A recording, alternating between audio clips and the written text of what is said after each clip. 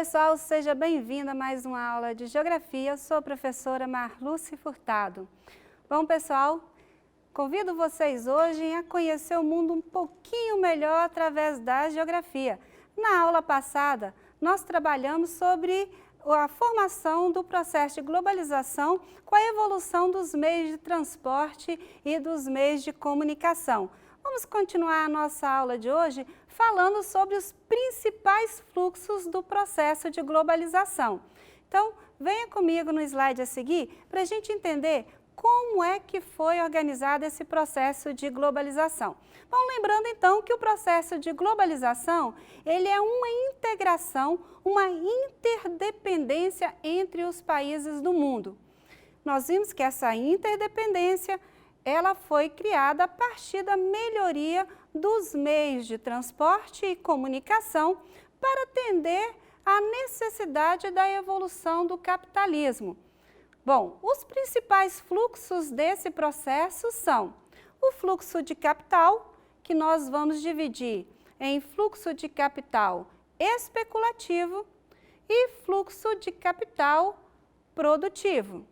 Nós teremos também o fluxo de informação e também teremos o fluxo de pessoas. Veja bem, esse processo de integração feito através da melhoria dos meios de transporte e dos meios de comunicação teve um objetivo básico, que é o quê? Criar uma forma de atender o sistema capitalista. Inicialmente aí o capitalismo comercial, mas depois o capitalismo industrial. E nós chegamos numa outra evolução do sistema capitalista, que é o capitalismo financeiro. Vamos relembrar uma questão bem básica. Como você acha que as pessoas ganhavam dinheiro lá no capitalismo comercial? Ganhavam dinheiro comprando, adquirindo um produto de outra região, agregando valor a esse produto e vendendo esse produto por um valor a mais. Esse a mais era o quê? Era o lucro que essa pessoa tinha.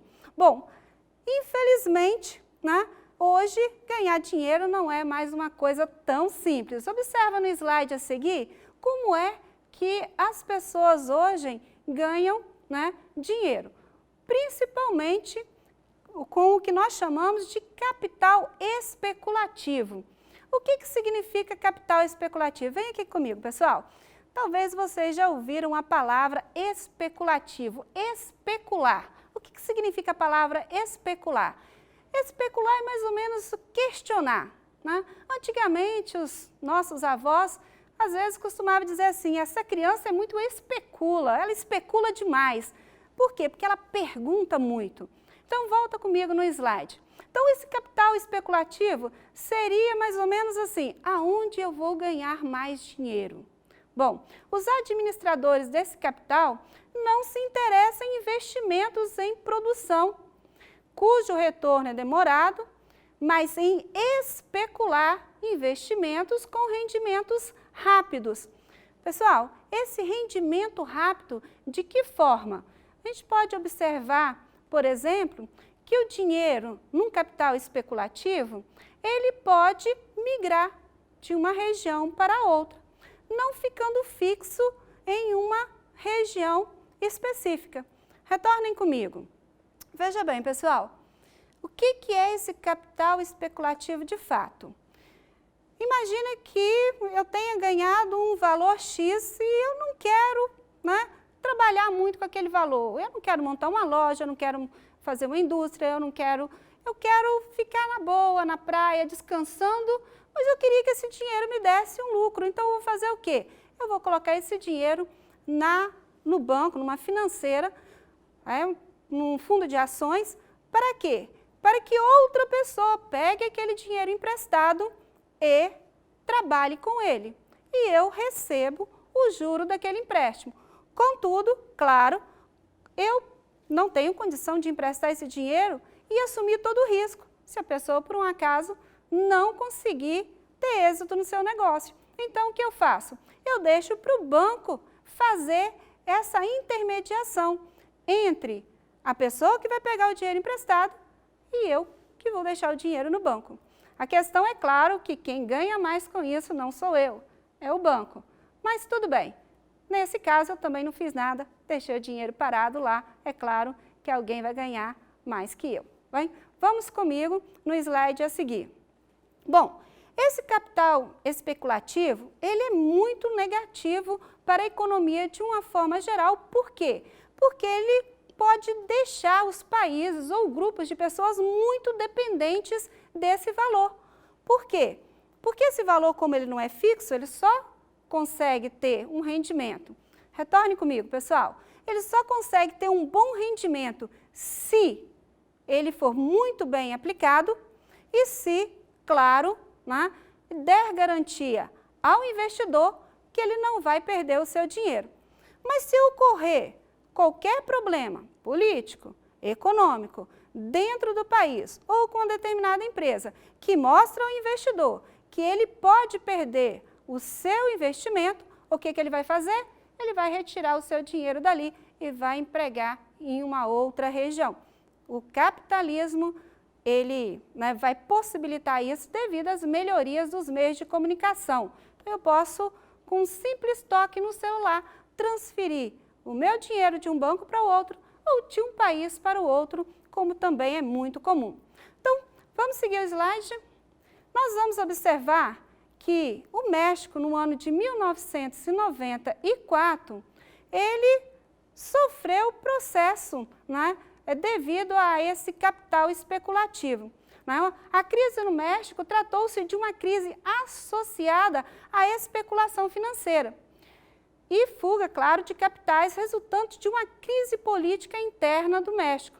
Até esse momento, a economia mexicana era uma referência para o sistema financeiro internacional, por ser considerado um país moderno e alinhado às reformas do Consenso de Washington, tendo recebido grande quantidade de investimentos externos. Então, pessoal, vem comigo. Olha bem, se um país demonstra que tem uma política séria e uma economia forte, ele vai atrair investimentos de todos os países do mundo. Porém, claro, se ele demonstrar qualquer fragilidade, seja no aspecto econômico, seja no aspecto político, ele já começa também a perder capital. O México foi um país, mas não foi só ele. Vamos comigo no slide a seguir para a gente ver outros problemas relacionados a essa crise do capital especulativo. Bom, outro grupos de países que teve problema com capital especulativo foi os países asiáticos no ano de 1997. Observe que esses países também tinham um investimento de vários outros países do mundo e vários investidores independentes. A crise começou na Tailândia no dia 12 de julho de 1997, com o colapso financeiro da moeda tailandesa. Depois que o governo tailandês foi forçado a flutuar a moeda devido à falta de moeda estrangeira. Então, pessoal, o que significa flutuar?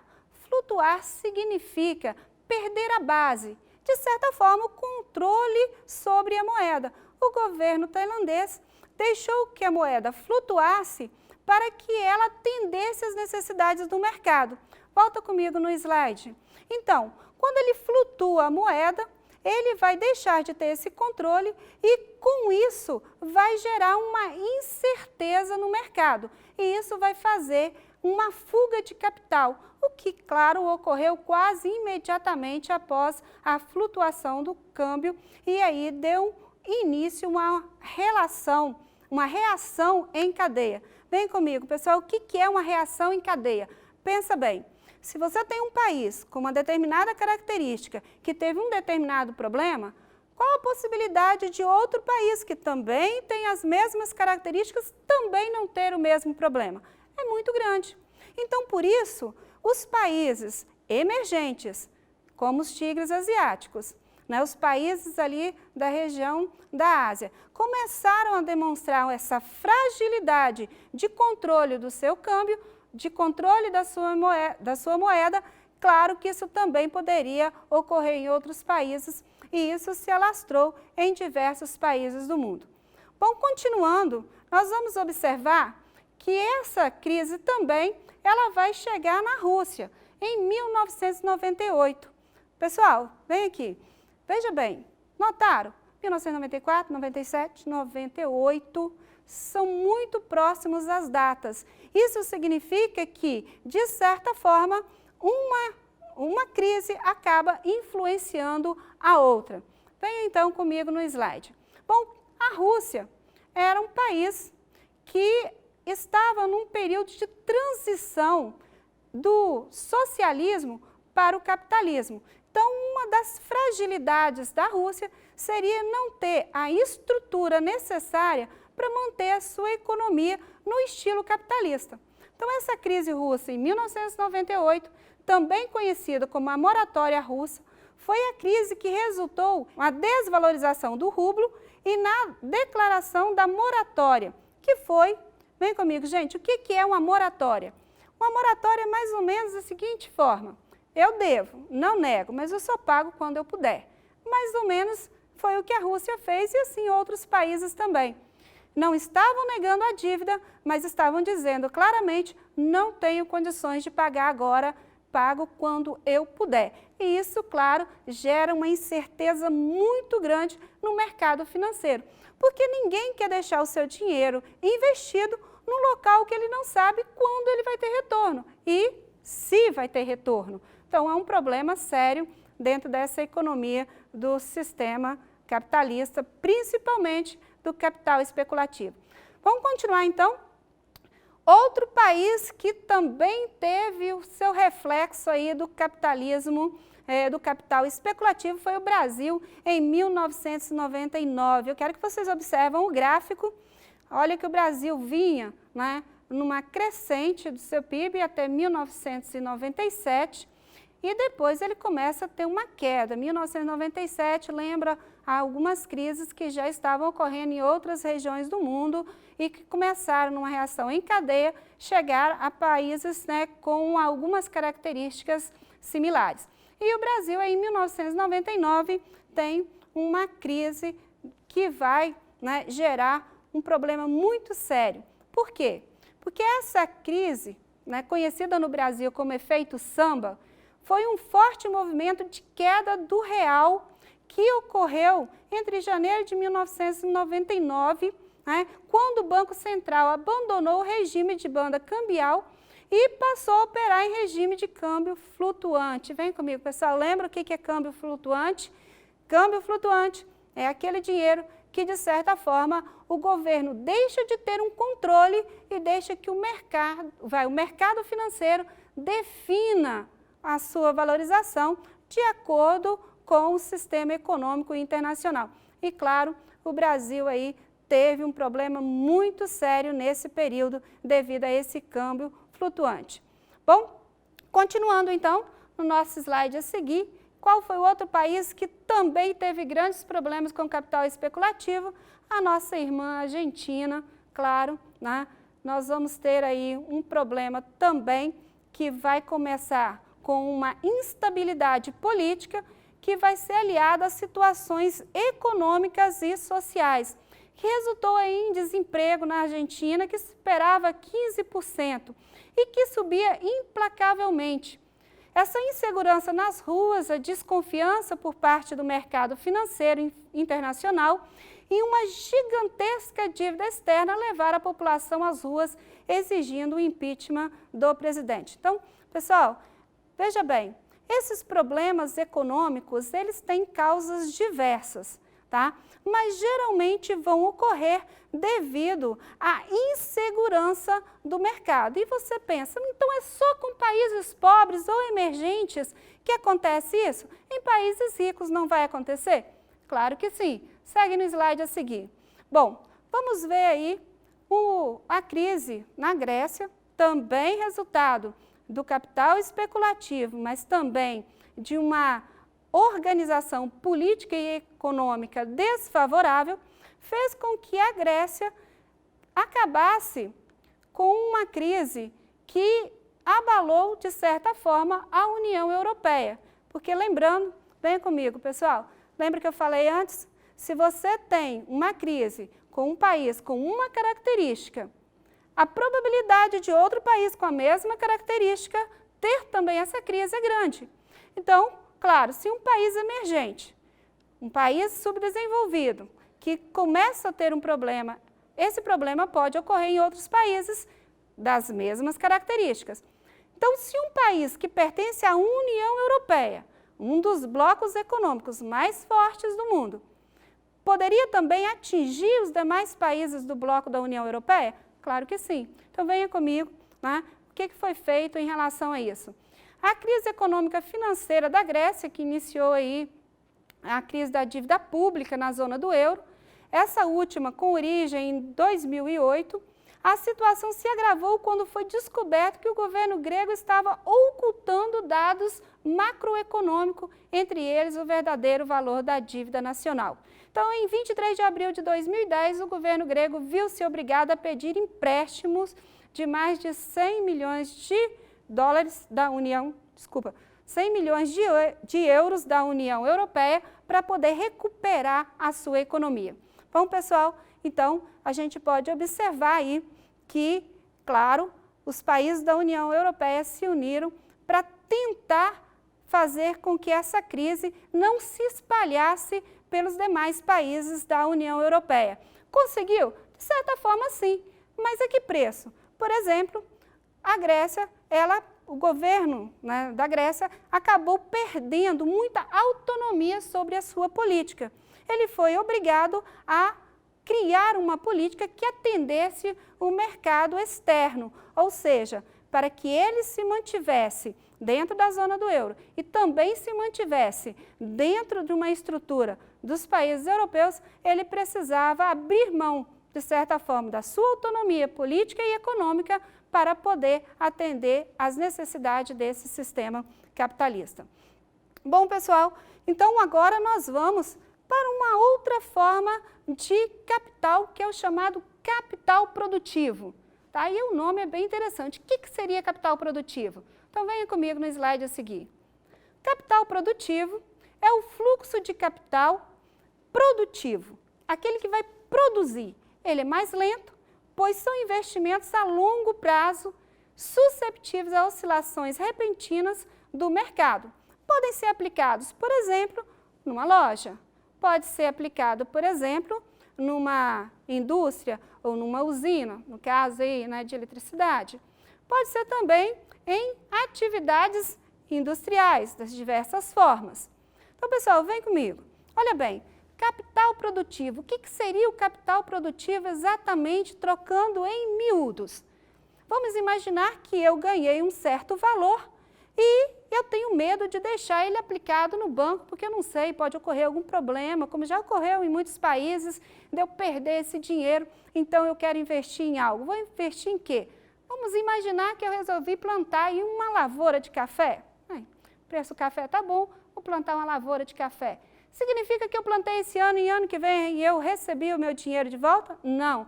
3, 4 anos para você começar a cobrir os gastos do investimento inicial. E depois, claro, gradativamente você vai tendo o seu lucro. Então, isso é um capital produtivo. E esse capital produtivo tem um fator muito positivo, gera emprego.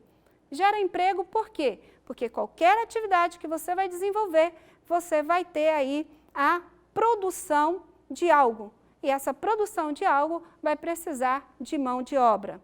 Bom, então esse fluxo de capital produtivo, venha comigo no slide a seguir. Ele vai ocorrer não só em escala local, regional, mas também em escala global. Então, muitas empresas multinacionais, hoje, né, elas vão estar se espalhando no mundo a partir desse capital produtivo. Para quê? Para poder obter lucro. Claro que os países que recebem essas empresas, elas esperam também receber alguma coisa. Por exemplo, a geração de empregos. Então, apesar dessa geração de empregos nesses países, a maior parte do lucro, claro, vai para os países sedes, não havendo uma relação direta entre o número de indústrias com a qualidade de vida da população. E observe, pessoal, hoje no mundo globalizado, vem comigo aqui, nós temos uma disputa muito grande de mercado. Países que são os centros de poder do mundo, eles disputam mercado. Então, vamos continuar aí verificando quais são essas formas, né, de integração do mundo. Nós já vimos o capital e agora nós vamos ver o fluxo de informação. Bom, o fluxo de informação, observem bem, feito aí como exemplo a rede de internet. Olha no mapa a seguir, 2015, como era distribuído as redes de internet no mundo. Os meios de comunicação hoje têm um importante papel no mundo globalizado, mas podemos observar que existem centros principais de controle de informação localizados em alguns centros de poder econômico. Apesar da aparente desigualdade, podemos observar uma crescente ampliação dos fluxos de comunicação em todas as regiões do mundo. Pessoal, vem comigo, olha bem, essa integração pelos meios de informação é hoje o principal meio utilizado pelo capitalismo para integrar os países no mundo. Por isso é tão importante que ele seja eficiente. E, infelizmente, ele depende de uma estrutura. Por exemplo, você já chegou em alguma região no Brasil, na sua localidade aí, que o celular não pega, que a internet não pega? Então, aquele ponto, ele está isolado dentro do processo de globalização. É claro que você vai andar alguns quilômetros, você vai ter novamente sinal de internet, de celular, mas infelizmente aquilo ali é um vazio dentro do processo de globalização. Bom, continuando, o próximo fluxo que a gente vai observar é o fluxo de pessoas. Então, nós temos aí esse fluxo de pessoas, que é a mobilidade das pessoas dentro do espaço. Pessoal, vem comigo, olha bem. Antigamente, né, as pessoas nasciam, trabalhavam, viviam num perímetro de mais ou menos 80 quilômetros. Tá? Esse é o período, o espaço em que ela fazia todas as suas atividades, porque os meios de transporte e de comunicação não integravam tantos esses espaços. Agora não, agora você tem um espaço integrado e com isso o que vai ocorrer? Você tem um fluxo de pessoas mais intenso. E de que forma a gente pode demonstrar esse fluxo? O turismo. Então, acompanhe o slide a seguir para você observar então. Olha o fluxo de turismo no mundo, tá? Nós temos aí os 10 principais países emissores de turistas. Então, nós temos a Argentina, Estados Unidos, o Chile, né, Paraguai, Uruguai, França. Então, esses são os principais países emissores. E os 10 países que mais recebem turistas no mundo. Observe ali que o Brasil está lá, né, lá embaixo, né, nessa linha aí, mostrando que, apesar, né, das belezas naturais, da grande potencial turístico, o Brasil, ele, né, está ali no 10º local nesse fluxo de pessoas. Bom, pessoal, então, o que a gente vai observar? Esse fluxo de pessoas, ele só foi possível devido à melhoria dos meios de transporte, à melhoria dos meios de comunicação e esse fluxo de capital que hoje movimenta o mundo global. Bom, pessoal, estamos concluindo a nossa aula de hoje. Eu espero que vocês tenham gostado e entendido um pouquinho mais como a globalização influencia a minha e a sua vida. Espero você na próxima aula. Boa semana a todos.